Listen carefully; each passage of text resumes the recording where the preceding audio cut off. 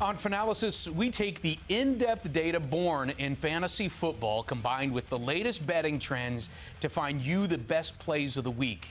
And for that, we turn to the lead betting analyst from Pickswise, Jared Smith. Jared, let's take deep dives into the analytics, because to me that is the fun part of it, is trying to figure out exactly where the odds match up with the data that we're seeing. And by week 14, we've got a lot of data to kind of parse through here.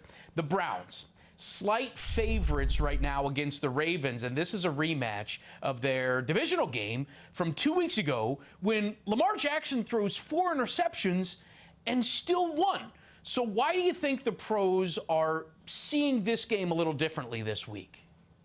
Well, I think there's an odd scheduling quirk that really favors Cleveland. So they obviously played the Browns, or the Browns played the Ravens 2 weeks ago. The Ravens had to play last week. The Browns had a bye week. And now the Browns play the Ravens again.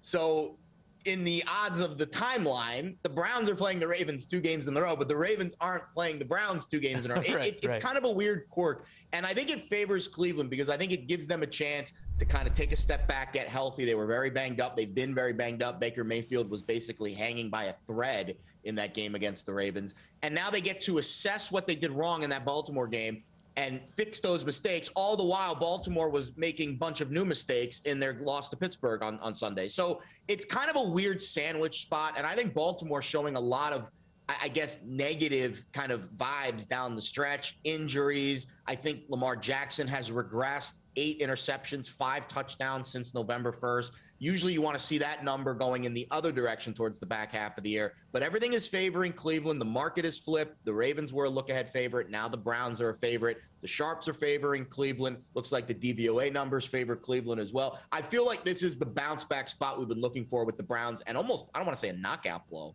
but the Ravens have to figure things out really fast because they're sinking, and they are sinking quickly. Well, yeah, and one thing that we know about the Ravens so far this year is they can stop the run. I mean, they held Chubb. They basically shut down Chubb. Najee Harris only had, 71 total yards on 21 carries last week for the Steelers against the Ravens. And when you look at what the Ravens' schedule looks like the rest of the way out, they actually have the #1 toughest strength of the schedule moving forward, tied with the Browns. So this is really a pivotal week for both of these teams, who are just kind of trying to find their footing as they move forward towards the playoffs. Yeah, and I think if you look at the line analysis here, you know, if you flash back 2 weeks ago, right after the Browns lost that game to Baltimore, and you would have told me 2 weeks later the Browns are going to be laying, now it almost is a full field goal I'm seeing, to this same Ravens team. I think lines makers, odds makers would have said, hey, maybe, you know, that's a little too much for Cleveland to be laying. But I think what it does, I think it speaks to the kind of situation that Baltimore is in and kind of how their season has taken a turn for the worse because of the injuries, because of some of those mental mistakes that Lamar Jackson is making. And even though on paper, Baltimore probably is the better team and should be favored, it's the Browns that are getting the love in the market this week. Yeah, and you mentioned Marlon Humphrey, injured for the Ravens. I mean, that is really a big blow for that defense. Huge. And it's the second of the 2 because Peters earlier in the year also went down. So, and again, Baltimore does stop the run really well. And I think that's going to be the matchup in this game. Can Cleveland do better in the running game than they did against the Ravens 2 weeks ago? The Njoku situation is troubling because you'd like to have your tight, Baltimore gives up a lot of points and yards to tight ends this year, fantasy points. But I think Baker, hopefully the week off gives him enough juice to get through this game, because it's basically the Browns almost have to win out, I think, to get into the playoffs. Maybe they can drop 1 game, but they've got 6 losses already. So not a lot of 7-loss teams, I think, are going to be playoff contenders. The AFC is pretty balanced this year. It's going to be tough, I think, for the Browns to not get in or get in without, winning this week. And I'm glad you brought in that fantasy element for the tight ends, because that gives you an indication of how the Browns might be attacking the Ravens in this one, when you see exactly what those fantasy numbers were coming from the tight end department. The Bills, favored by 3.5 against a Tampa team that's a little beat up right now. Buffalo just played a game where they saw 46 running plays. Now they face a Bucs team that looks like they're leaning on Leonard Fournette a lot more. So should the Bills try to slow down Fournette, or focus on Brady? Yeah, I mean, I think when you look at this line, you're a little surprised. This line's kind of been on a roller coaster this week. So I bet this line on Sunday night when it first came out, before the Monday night game between the Bills and the Patriots. And my theory was, obviously we liked the Bills last week. My theory was, if the Bills play well in that game against the Patriots, this line will then reopen after that Patriots game ends, and it'll be 3. I was right. It did reopen 3, but the Bills didn't look that good on Monday night. So it doesn't all, sometimes the market, still kind of moves in that direction. And I was fortunate that, a lot of the 3.5s kind of reopened. So it reopened 3, but then the initial leans were all Tampa. A lot of Tampa money coming in this week, which again makes sense. The Bucs have looked good. The Bills have not looked good. But the Bills are this strange team this year, Steve, where they don't win games consecutively. They don't lose games consecutively either. There hasn't been a consecutive win or loss since weeks 4 and 5.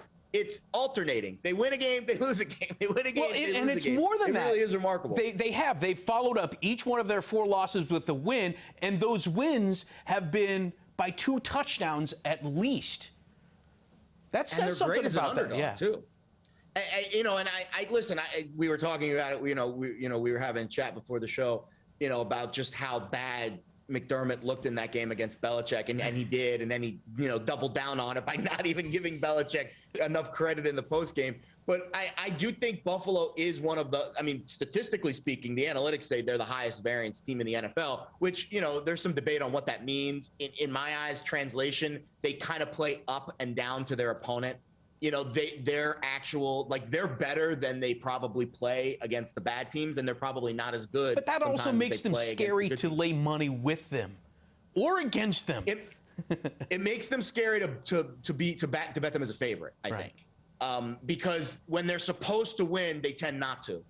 And vice versa, it makes them more inclined as an underdog, because when they're not supposed to win, that's when they tend to play better. I think that's how I translate variance. There's some debate about it. But I would say, ATS, they're really good as an underdog. In the last 2 years since Josh Allen's resurgence, they're 5-1 against the spread and 4-2 straight up, winning outright as an underdog in the last 2 years. That includes their big win this year. They've been the dogs once this year, and that was against the Chiefs, and they won that game resoundingly on Sunday night. So, and the Bucs secondary issues matter a lot, because Buffalo isn't going to try to run the ball. Tampa likes to stop the run. They don't stop the pass well. So I think the matchup this week, unlike last week, favors the Bills. Which is why the Bucs are probably going to do their best to try to keep the ball on the ground as much as they can. Your 6-point teaser this week. This means that you can move the line by 6 points, but you have to pair 2 games on your 6-point teaser. Let's start things off with the Seahawks. 7-point favorites in Houston. You move that to Seattle -1. And then the Broncos were 8-point favorites against Detroit. You move that to Denver -2. What struck you about moving these big lines down in your favor? So we talk about this a lot, and this trend is even going to be more pronounced when we get to our next. We're leveling up in the teasers this week. I'll tease that for you as we get. We start out on the smaller level, the 6-point teasers, which we've become very familiar with. And I think the most impactful teaser leg to me is always taking the favorite that's supposed to win by a touchdown, between a touchdown and 8-9 points, and moving them down to that 1-2 threshold. And we get 2 very good opportunities this week. First, with Seattle, I think they kind of showed you the ceiling on Sunday against the Niners. I think, Russ looked the healthiest he's looked since coming back from the injury. The Niners didn't play well either. That certainly helped. But now you face a Texans team who they don't have George Kittle running around, who was really the only piece that bothered the Seattle defense on Sunday. And they also have this quarterback issue where we don't know if it's Tyrod Taylor. He's got a wrist injury. If it is Davis Mills, they're splitting reps in practice this week. If you ask me, Davis Mills, the 6th-round rookie, he needs the first-team reps. If there's even a chance that Taylor's out, should have given all the reps to Mills and just let him start. But we don't know what's going to happen with that Texans quarterback situation, which is scary. On the Broncos side, the Lions won the Super Bowl on Sunday, basically, for them. So the odds of them, I think, returning that, going on the road, beating Denver, who are coming off of a really tough loss where they turned it over a couple of times on offense, on special teams, they turned it over once. Teddy Bridgewater doesn't throw interceptions, and he threw 2 of them on Sunday. So I think the Broncos play better. Lions regress. that's a good thread the needle spot. Or Denver only has to win by 2 for us to hit that one. Now, did I read this correctly? The Broncos have covered 5 straight games right now? No, because they didn't cover on Sunday night against KC. Okay, so they didn't. But, I mean, yeah. we pay close attention to how teams are doing against the spread. How much attention do you pay to what teams do ATS? Yeah, I think recent trends matter a little bit. Like, for example, the Lions are actually 4-1 against the spread in their last 5 games, which is, second behind the Pats. The Pats are, I think the Pats and the Packers are the 2 best recently against the number. And the Lions are right there. Washington's been really good against the spread this year. The Jets have been really bad. Obviously, we discussed them. It does matter because it shows if the market's right or wrong on a team. And I think the market's been consistently wrong on Detroit, but they're not winning games, but they are covering. So that's why if we tease the line, it's been impactful because clearly the market's just a little off on the lines this year. And that's why you use the teaser, because these sharp lines you can get the best of these sharp lines if you can. That's his best plays and his teaser of the week. Make sure you check out our other segment focusing on the Jets, the Giants, and a 3-way teaser. For Jared Smith of Pickswise, I'm Steve Overmyer. This is Fanalysis.